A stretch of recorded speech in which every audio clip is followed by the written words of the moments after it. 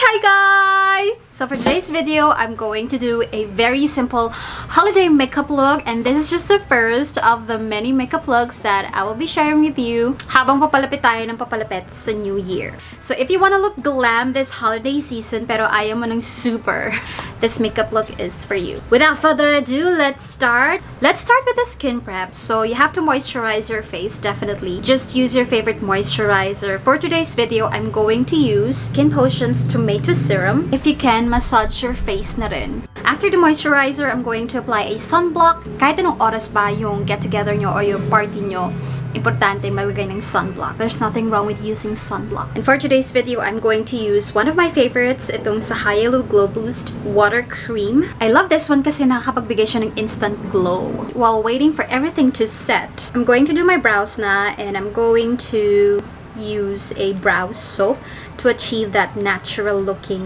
brows.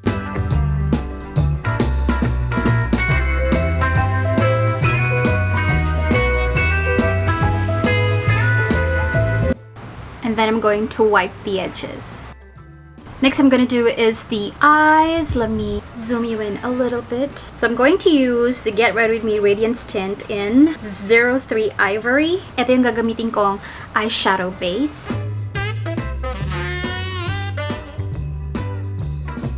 Next I'm going to do is maglalagay ka ng tape over here. I haven't done that in a long time. If you don't want to do it, then don't.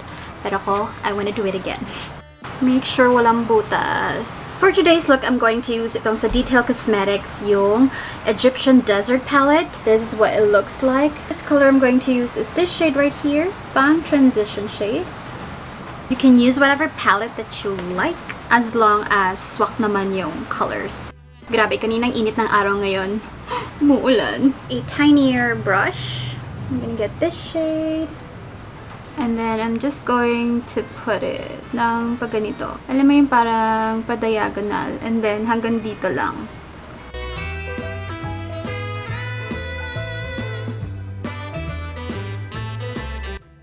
And then, I'm going to get a black eyeliner. It doesn't have to be perfect.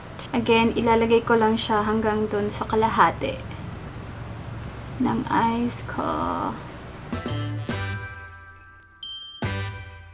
And then using the same brush, I'm going to blend. Mabilis lang to guys, promise.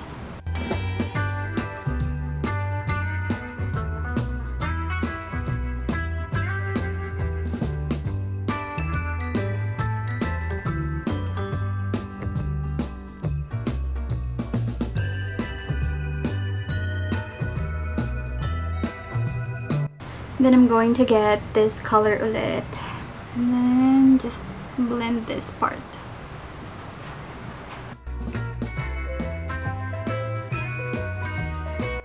Just blend, blend, blend, you guys. And then I want to add a little bit of a sparkle. Ready, Set, Glow Eye Shimmer in the shade Angel. Day, ang ganda niya. Pero first time kong gagamitin to ah. Ayan oh. Dab, dab, dab.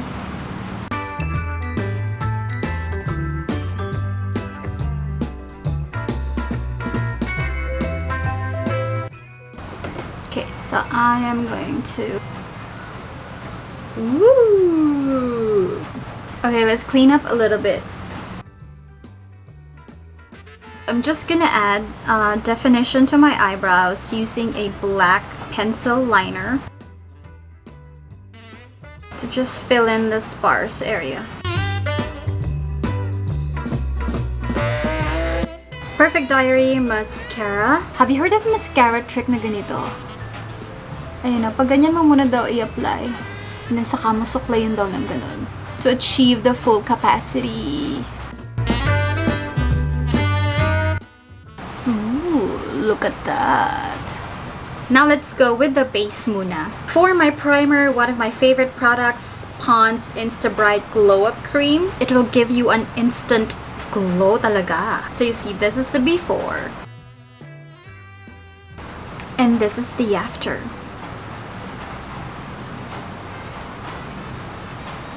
Get Ready With Me Radiance Tint in 06 porcelain. And one of the tricks na natutunan ko, you guys, is don't apply it agad-agad all over your face. Apply, blend on specific areas. Para kahit paano pantay yung pag-set ng product. Hindi yung magda-dry up yung isang side bago mo ma-blend.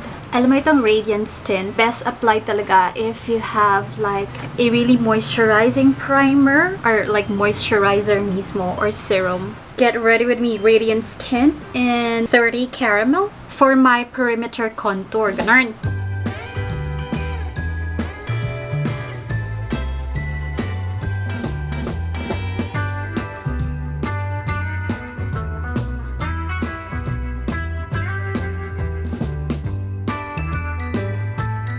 Now, let me finish my eyes muna. Hindi na ka mag-e-effort na itago yung eye bags ko. Because if you can't beat them, join them. So, I'm going to highlight my eye bags even more. Vice Cosmetics and Clut eyeliner.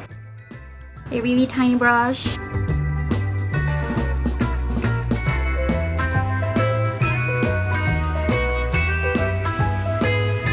Extend your lower lash area. Like that.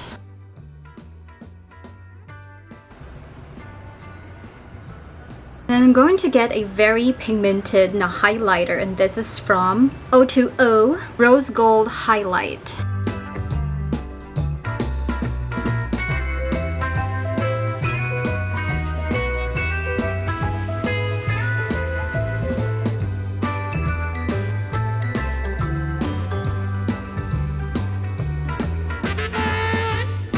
Now, let me finish contouring my nose. Siyempre, ang pang-contour ko ang walang katapusang Ara colors. And then I'm going to sculpt this area talaga.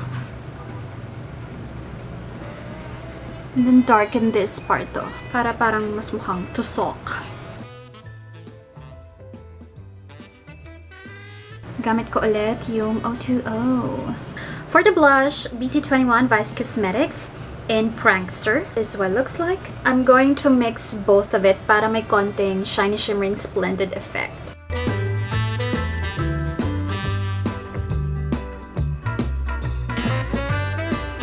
I haven't done this in a while. I'm going to contour my lips. You don't have to do this. I just want to do it. You have to darken the Cupid's bow area para mukhang mas malalim. Ang maganda kasi sa lip contour, pag kumain ka, burado na yung lip color mo.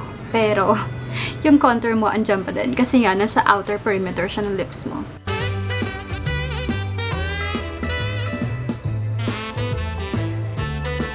Now, for the lips, do whatever you want, girl. Kasi, pag kumain ka, masyasyonggal din naman yan. Pero, for this look purposes, I'm going to use 2 shades from Sassy Lady.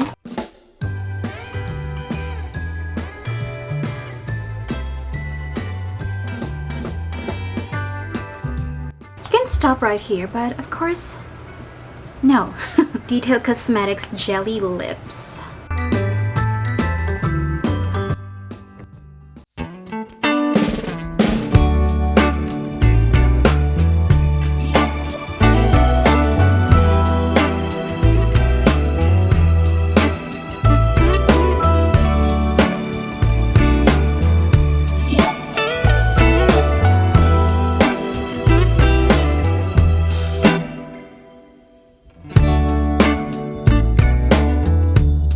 Alright guys, so this is the finished look. I know, kind of crazy. But again, abangan ninyo sa mga susunod na araw. I'll be sharing with you more makeup looks, lalo na pagpasok ng bagong taon. But if you have makeup requests, review requests, make sure to comment it down below. So yeah, thank you so much for watching guys. I'll see you in my next one. Bye bye!